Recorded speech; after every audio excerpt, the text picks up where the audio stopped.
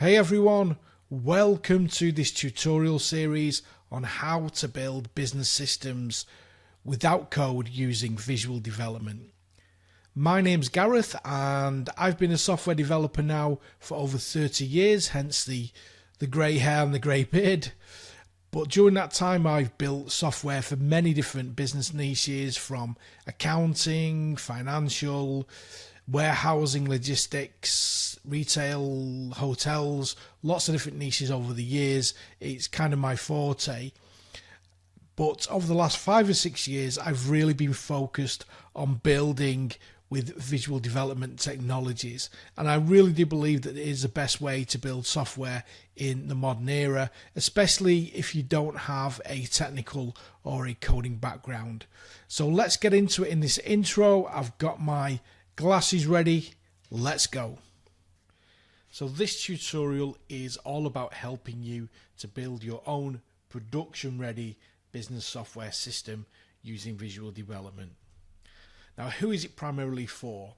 Well, I built it primarily for non-technical, non-coders who have an idea and who want to build their own business software system, whether that's a business who needs a system for internal use, for external use, for commercial sales such as SaaS or software as a service, or maybe you want to build your own tool and then sell it on later on. So it's for all of those people who really have an idea, they want to build a business system, but obviously coding is far too big a hill, and let's face it, who wants to learn all of that these days when you've got tools like visual development? So how can it help? Well, my goal in this tutorial is primarily to demystify the process of developing business software by focusing on key fundamentals and eliminating all of that unnecessary technical detail, which thankfully visual development allows us to do. What we can do is just give you those little bit of core concepts that you're going to need, and it will no longer appear like magic or something that's highly technical.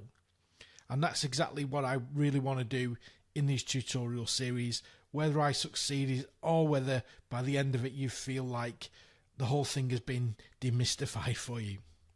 And we're going to do that by covering the tools and technologies, and we're going to give you the methods and structures within those tools and technologies that are required for you to be able to build your own professional grade business systems visually and without code. So why visual development? Why am I so keen on this? Well, first and foremost, it enables non-technical people to be able to build their own systems without that deep technical knowledge and that coding ability that, can take years to develop. You don't really need that. You've got an idea in mind, you want to be able to deliver on that, and that's where visual development really shines. And to give you an example of that, this is just an example piece of code that we would normally write business systems in.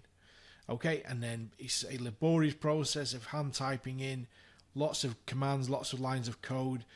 Even a simple system can be many thousands of lines of code. Some more in-depth systems can literally be millions of lines of code. This is what we traditionally have done. It's time consuming, it's laborious, it's error prone. It requires a lot of skill to be able to do it, a lot of skill and knowledge. Now this is what we do in visual development.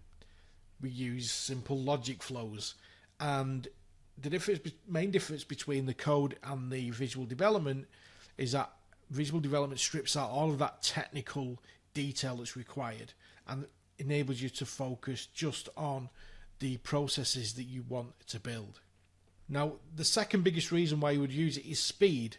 Again, as I mentioned, it puts the focus on developing the value in your system rather than getting bogged down in all of that technical detail. So you can build systems once you've got the knowledge to be able to do it, which obviously I'm going to help you give you in this tutorial. You can build systems 3, 5, maybe even 10 times faster than you ever possibly could with code. And that just makes it ideal for non-coders and coders as well.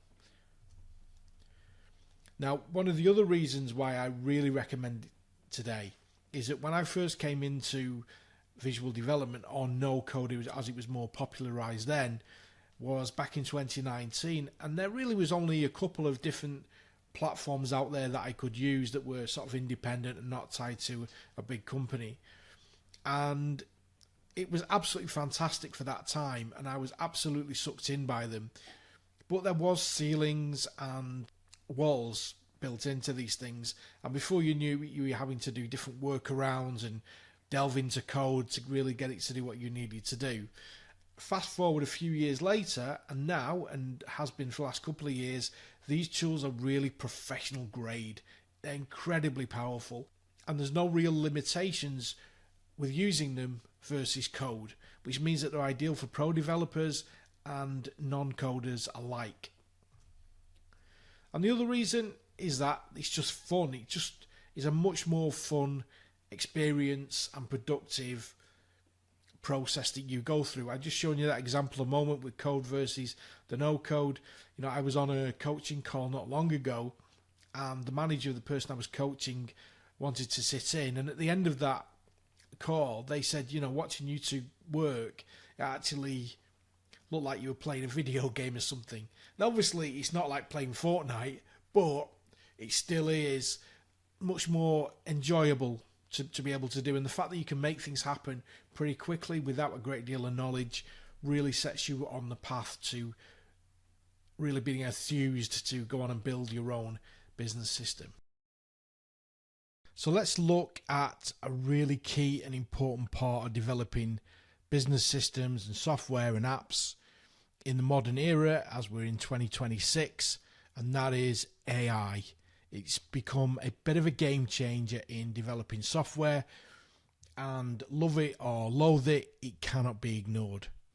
So let's have a look at the different types of AI that people are using to help them build business systems. Okay. Now the first type is what we call vibe coding. And vibe coding essentially is where you auto-generate code by giving the AI instruction prompts of the type of app or information about what you want to see in the app, and the generated code will then give you some functionality. The main thing important to remember when you start seeing vibe coding tools, and there are dozens and dozens of them out there, is that it generates code. Now we're talking about building business systems without code, so vibe coding is obviously not something that we're going to be covering in this tutorial. So the other type of AI that we can use to help us build our business systems is what I would call visual development assistants. That is AI that's built into a visual development platform, and we prompt it with plain English and it will generate pieces of your app visually. So what you get when you prompt it, what it generates is not code, but it's pieces or blocks or logic in your chosen visual development tool. And this, I believe, can be really, really powerful to help you build faster when you're developing your full system. If you're a coder, then vibe coding can really help, as long as you don't expect it to what we call one-shot the job, so one prompt and it's all done. As long as you're building it in pieces and generating that code in pieces, that can work for you. But if you're not a coder, then it's pretty pointless using a method that's just going to churn out code. But when we talk about visual development, the fact it's generating pieces of your app in a visual manner, then that obviously is going to help. Now, something that's really important when it comes to using AI assistants to help you build your business system is that whatever it generates, if you don't understand it, then you can't really have control or ownership over it. And this is really key for me. If you don't know how to code and you use a vibe coding tool to generate masses of code for you, what are you going to do with that code afterwards if you don't understand it? That also applies with visual development AI assistants.